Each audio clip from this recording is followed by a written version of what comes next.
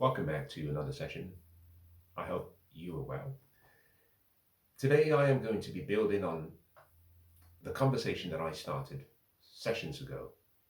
Uh, I themed at the start of this week a series of conversations about around a topic that I called relationships that men should avoid. And I have been speaking about different types or archetypes of such relationships. Today I speak about modern feminists. This session will apply more to most women than all of the sessions that I have covered combined. And I think this will even apply to most women um, and will be, I think, more influential and important for men than all of the other sessions that I intend to cover as well, including those that I have covered already. If you are a man and you are in the West, this definitely will be, impactful to you. And I hope you recognize and take the part of today's message that is relevant to you. Let me start today's session by addressing something that I think is very vital. At the turn of the 20th century, we saw something that was necessary. It was historically important, significant. The suffragettes movement had some success. Firstly, their motto and their message was a simple one. Women deserve the right to vote. It was important, it was necessary, and it was successful. Since the 1900s, or 1903 to be precise, we have seen evolutions of what was originally a movement that started in good faith. At the core, I see myself as a feminist, based on the original definition of feminism, and also supporting the original goal, which is all about choice, the freedom to choose, and the hope that there would be no obstacles placed on the pathway of women. That whatever men were allowed to do, women should be given the same freedoms. I agree with that. I think anybody who has any sense would understand that allowing women free expression, free participation was one of the best things that has happened to civilization. Because and if you think about it from the perspective of, you have two groups. You have all the talent in one group being used in society, and you have all the talents in the second group being suppressed and not allowed to be expressed. And society for many years ran on the talent of just one half of the group. If you release both groups to be their best selves, with no obstacles placed or with all the obstacles removed, then you would have much more, because then you have, based on the law of averages, more talents across society. So I support the movement. Now, it's important to make that statement first, so that you can understand that I'm not attacking every single part of what has come from the original goal. If you live in the West, there's been a huge amount of corruption that has taken place within that same initial ethos and goal. It's morphed into another form that is, to put it very mildly, is doing more harm to women than it's doing them good. We've overcorrected across all socioeconomic parts of our society. As a matter of fact, it's become almost institutionally sexist towards men or against men. There are no rights that women want that is withheld to them, which men have. As a matter of fact, there are rights that women have that men do not have. We've overcorrected hugely. But I'm speaking in this session specifically with regards to relationships and outcomes for men, but not all men. 5 to 10% of the men who want to be successful. This is supposed to be the elite of all men. Let me preface today's session by starting with an experience. Some time ago, I went to an event, an occasion There were so many people present, and just imagine a banquet, and we were all sat, and just as we were ushered in to our various respective seats to have something to eat, we would initially be paired, and you have couples paired together. But along as the day progressed, there were movements. People move around to interact better, and so I found myself sat next to two women.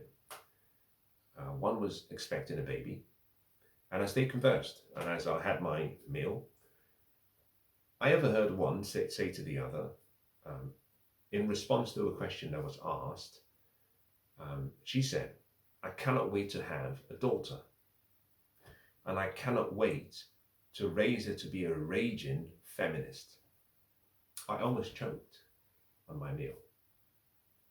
It was shocking. You see, when I hear the word raging, I think about a raging bull, an angry, uncontrolled anger. I mean, almost like a venom.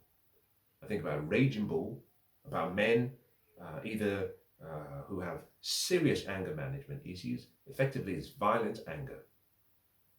Now, why would a mother say such a thing? Well, because the ideology of modern feminism has tainted what was supposed to be an opportunity for men and women to cooperate and coexist peacefully. The women in question were about mid-30s. Now, put that to the side. I bring in a different experience, a different occasion, this time around with older women, women who would be, let's say, early Generation X. And as we sat there and as we conversed, actually, a few may have been the end of the baby boom generation. And as we interacted, and as they talked about relationships and men, I couldn't see and tell the difference between both groups. I could see why most young women are the way they are, because their mothers have programmed them to be raging. And one of the women was next to her husband, and she said, well, on one particular occasion, her husband had gone to work and come back home, and she was home, and he said he was hungry, and she said to him, well, you've got two hands, do it yourself. And every one of the women laughed, and I looked at the man, and I didn't find it funny. I didn't find it funny, not because it wasn't funny, but the timing. I didn't know a couple, and I had only just met them, and I did not know him long enough for her to have shown that level of dishonor publicly. It wasn't necessary. She didn't have to reveal that part of their livelihood. But the conversation went on, and it was all about, women being just as strong as men and equal to men, and the conversation was not really pleasant. The use of the shaming language, something I will refer to as I move forward. When I juxtapose the first experience with the second experience, what I can see as a consistent, what I call a best fit line, is the fact that there is an attitude that most women have in the West. I call it the Jezebel's spirit. Destructive, disagreeable, quite masculine, never comes in good faith, always assumes the worst. And so with regards to men, and men who want to be in relationships, but more specifically, marriage, it's important for your sanity, you vet the women very carefully, and you avoid women who have the tendencies and who have the attributes of modern feminists. Now, the first question, before I go into explaining the why, I should start with the how. How can you identify such women? Well, if you've been listening, I hope you've already picked up a hint I gave. The word is shaming. Generally speaking, it's not unusual to meet women and identify very quickly whether they have that modern feminist attitude and ideology. It's an ideology. It's almost religious in its zealousness. But the shaming tactic is a very easy way But interestingly, let me go back to the suffragettes.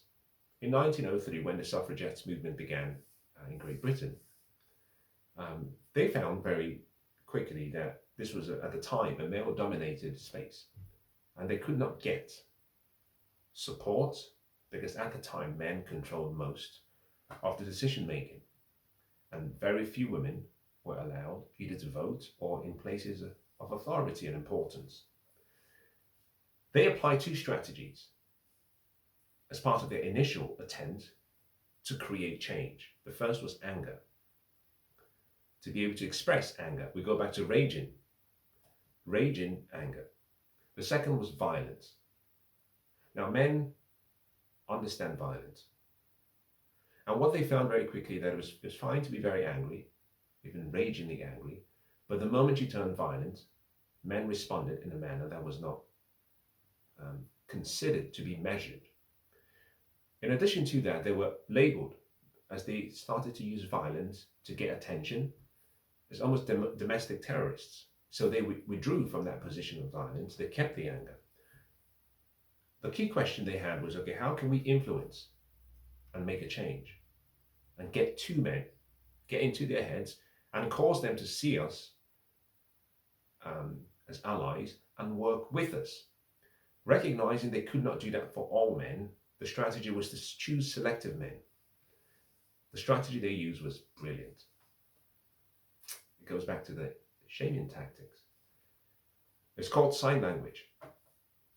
Anger, shame, insult, guilt, and in any debate or conversation, the need to be right. Never back down. Never accept what the man says. Stick to your guns, even if you were wrong. Now, the way this worked was simply, in an interaction, you saw anger. Very quickly, the next thing was a shaming tactic. One shaming tactic could be, well, how can you say such a thing about women? After all, your mother sacrificed so much so that you could be here. So they shame you based on something about you. Or they say things such as XYZ about how you look, your education, ad hominem attacks, pejorative statements, to use insults to get you to shift from your logic and come into the domain of emotions, because women are naturally emotional, men are logical. If you stay in the logical realm, men will win the conversation. If you bring men to the emotional realm, women have the upper hand, because men do not do well with emotions. And if it did not work, they would guilt you into changing your mind. And in any debate, they stood their ground. The need to be right, perhaps the most difficult to correct. Now, why have I explained all of this? As a rule of thumb, I like you to assume that 90% of women in the West have that modern feminist mindset and ideology and attitude, as a rule of thumb. So it should be easy to identify. But even if you do not want to pass that entire blanket statement, it means when you interact with women, you need to be listening to what she says and observing her attitude and her demeanor to identify whether there is a shaming tactic involved, whether there is a sign language in her interactions. Now, I have been around so many times with my beloved, and in many conversations that we have had, we will talk about people that she knows, and I would say, well, she's masculine, she's masculine, she's masculine, she's feminine, and my beloved could not understand initially how I could say the women that she knew were masculine. And what I came to understand is that femininity and being feminine were conflated. They are not synonymous. One has to do with an action, the other has to do with an attitude. You see, a lot of women in the West dress as though, and in such a manner that men would say, well, there's some femininity in her. They dress well, they carry themselves in a certain way, until you trigger them, and then you get to see the actual, true, you might say, spirit, the Jezebel spirit within. This is when you start to see the disagreeable nature of the woman come into fruition, strong-headed, masculine in a position, unwilling to waver, rather than use influence, leadership, and power. They want to use force as though they're equal to a man. In any case, understanding and being able to identify women like that is key if you want to have peace and have a successful relationship. Now, you have to understand that in our culture these days, the feminist mantra, we live in a gynocentric society, the feminist mantra is embedded into most of what we do. Most women want all the benefits of chivalry and the benefits that comes with having a traditional man, but do not want the responsibility that comes with being a responsible traditional woman. So we go back to the conversation about the older woman saying to her husband, you've got two hands, do it yourself. And I used the analogy as part of a rebuttal. And I said, well, just imagine this. And let me use myself as a good example. And as I spoke to my beloved who was with me at the time, I said, just imagine this. Now, I am a trained fighter.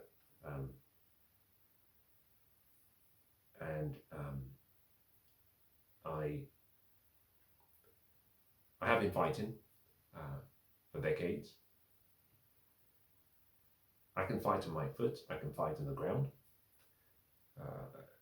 For decades, I competed nationally, England, UK-wide, European, World Championship on an annual basis. So I can take a punch. I've been beaten up so many times, and I've had the upper hand a number of times. I would consider myself perhaps amongst those who would be seen as perhaps in the top 5% in any area that you put me in. Now, obviously, as I have started to get older, the intensity of my abilities has started to decline. In any case, I'm trained to deal with adversaries. But imagine if I was laying in the bed with the missus and we heard a noise and we knew that perhaps there had been people who were going from home to home attacking people's homes. And as I lay with the missus on the bed, I said to the missus, well, you've got two hands. Why don't you go downstairs and attend to the noise and the break-in from intruders?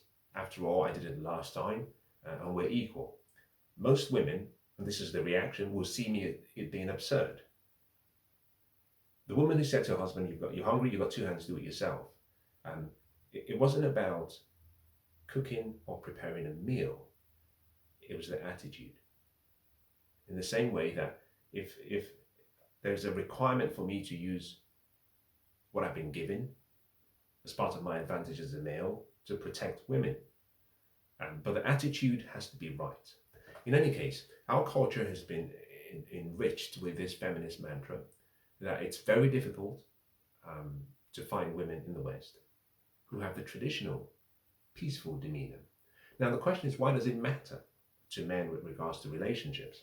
Well, it matters because as a man, if you waited, and remember, I'm using 35 as the key point where a man should start looking for a relationship towards marriage. I recommend men wait until that time to ensure they've come into their full manhood and masculinity, that they've achieved something, they understand their purpose, and therefore they are able to provide the entire 6 P's required for a successful relationship: a purpose, provision, protection, the priestly duties, professing his love and his presence. So at 35, what you want, having gone through and delayed gratification and made something of yourself, is peace. Most men want peace. And modern feminists and those who are raging in their ideology do not provide peace. You know, the books of antiquities in several chapters say it's better for a man to live in the corner of the roof than in a house with a quarrelsome wife. And over again, it goes on to say, well, you know, she's like a dripping tap, never stops. And that has been my experience. Women who have that ideology, you will never have peace as a man. She might be beautiful, she might be youthful, She might be even fun to be around with. But when you look at the net benefits and the net experience, it is negative. Why? Because there is a raging aspect of her attitude. Everything she sees is seen through the lens of either patriarchy and how women have been oppressed. So every conversation, most conversations will be about how her voice is not being heard, how men have historically stopped women from expressing themselves, and on and on and on and on, like a dripping tap, it never stops. I talk about 3 S's that men need. When you get to 35, it's not all of what you need, but it's important.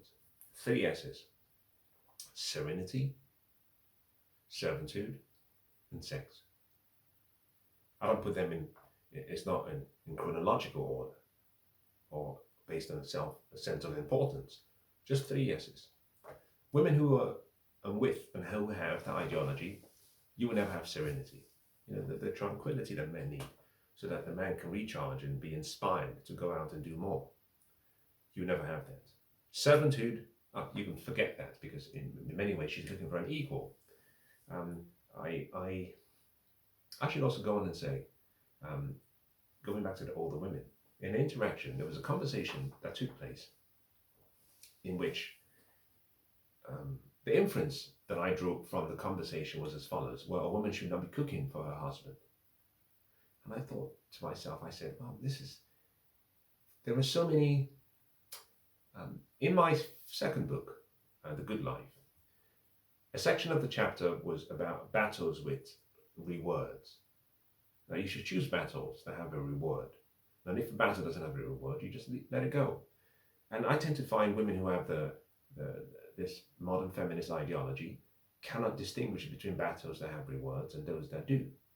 And I explained to them that in this day and age, and this is an important statement, we have Uber Eats, we have Just Eats, we have all these infrastructure where you can, by a click of a button, you can get the food you want delivered to you as quickly as possible, made properly, steamed well, and warm.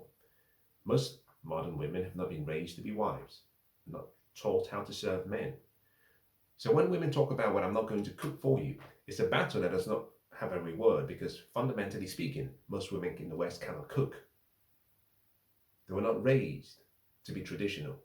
And so the withdrawal of what should be an attitude, a goodwill, a gift, a way of honoring a man, is used at a time when it's not needed. We don't have to argue about cooking, because cooking for most men is not that important. So when I refer to servitude, I'm not talking about you serving a man like a slave. I'm simply saying servitude in your mindset and in your attitude. Most modern women will not offer you that. It's almost everything has to be discussed. She has to sign off on everything. She has to feel as though you're not taking advantage of her. You see, women who are modern feminists are the ones who buy into the concept that the pure essence of a man is corrupted, and that everything in him conspires to subdue the woman. And so, for example, even when it comes to sex, she has to be in control. She doesn't want to feel as though you're taken from her. Modern feminists believe in a zero-sum experience. These are the women who think if you have sex, it's zero-sum, that she has to withhold sex, because when sex happens, she doesn't enjoy it. She doesn't have the same opportunity to orgasm, and therefore you're trying to take something from her, as opposed to the realization that it should be a positive some experience where both parties get to enjoy each other. So one of the reasons why you should avoid such women is that you will not get the 3 S's: sex, serenity, servitude. And part of the reason is because there's a Jezebel spirit in these women. There's nothing you can do about it. Don't pray for them. Don't try to intercede for them. Just leave them alone. Find another person.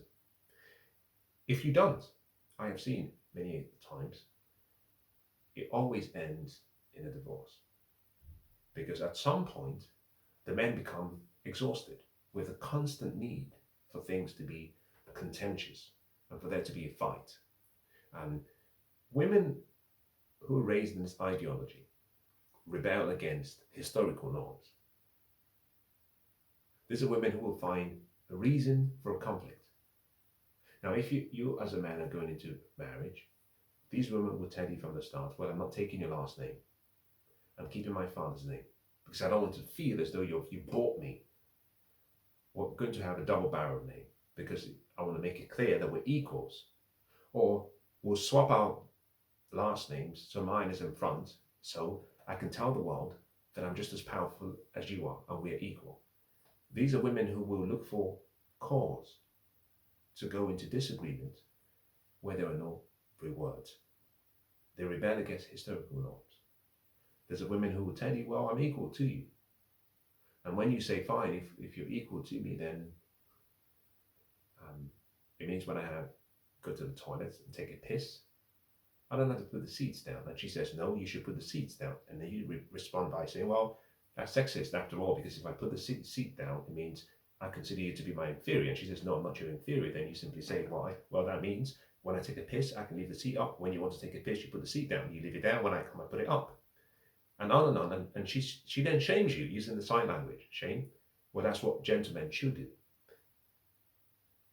They eschew from all of the responsibilities of traditional women and all the historic norms. But they want all the benefits that comes with a traditional man and chivalry. But part of the reason why I recommend you avoid such women is these women, in their core, do not admire. I have strong reservation as to whether they actually love.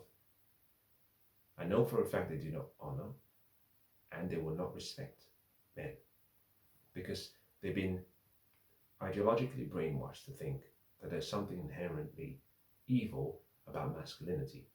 Most of these women have never had a good relationship with men, either a father, a brother, or had any luck with men. So they import some of their grievances from their past relationships and they place it on your feet, and you get to pay the price. They see themselves as independent, and you would often hear them say, I don't need a man. Now, going back to the conversations, the two women in the two groups, I heard a number of times women in the two groups say, I don't need a man, I'm independent. Well, I don't disagree with that statement. We've solved the issue about survival and safety in the West. So the typical roles that men played and the responsibilities that came with such roles, provision and protection, are not needed by women. They just need a man for intimacy. There was a time when a man was needed for his wallet and as a sperm donor. These days, they don't need you for your wallet, and actually, they don't really need your sperm because they can go and get IVF. If you want to have a successful relationship when you get to 35 and as you move forward, you need to avoid modern women who are modern feminists, because there will never be peace. There will never be peace. The Jezebel spirit is too strong, and a life of contention is a life that is not worth living. As a man, your home, your garden, is your kingdom. There should be one overarching voice in that space, and it should be your purpose and your vision.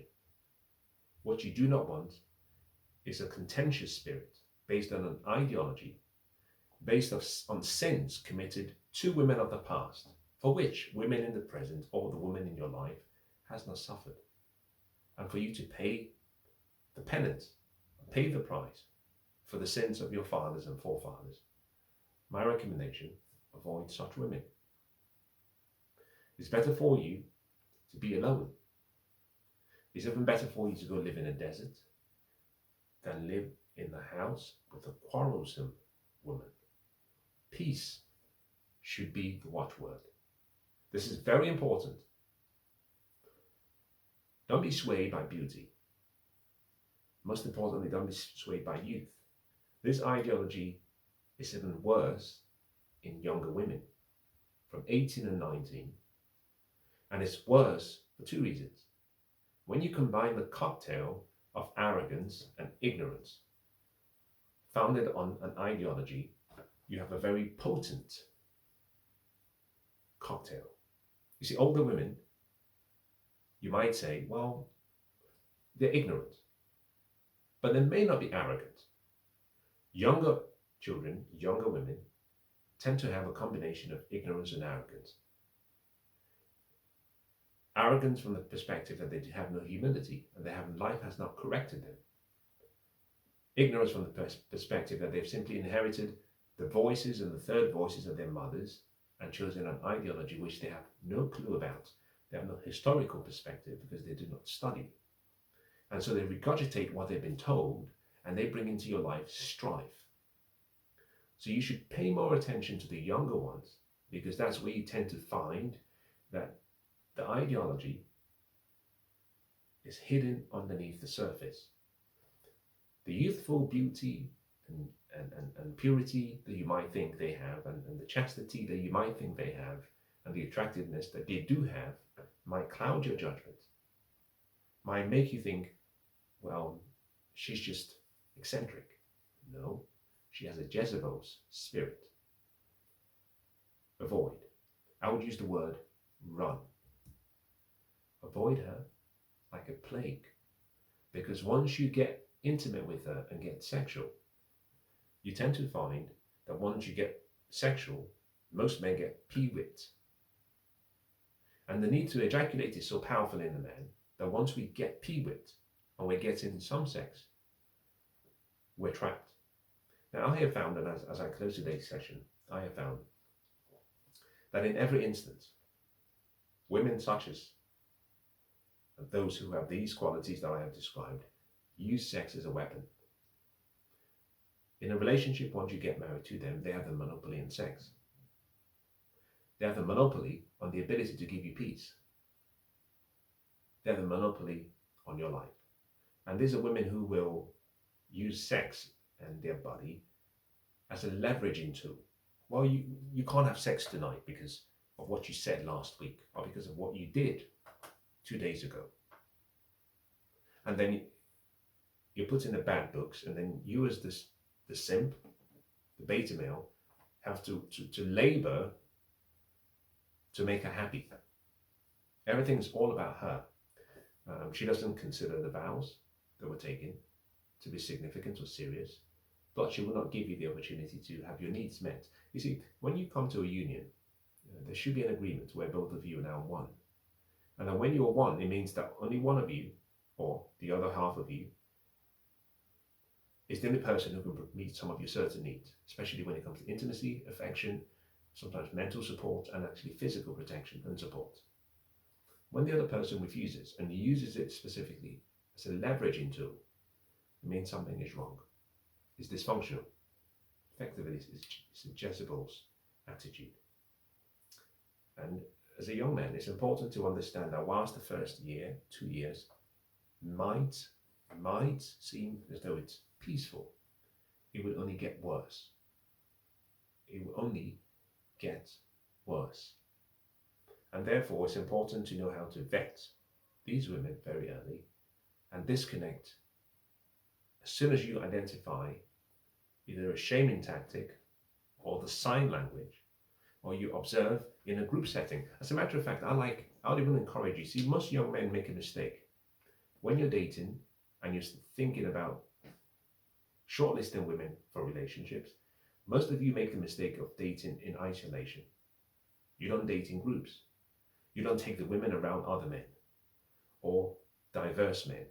And so you don't get to see the women and how they behave, especially, here's the key word, especially when they get pushback, when you trigger them.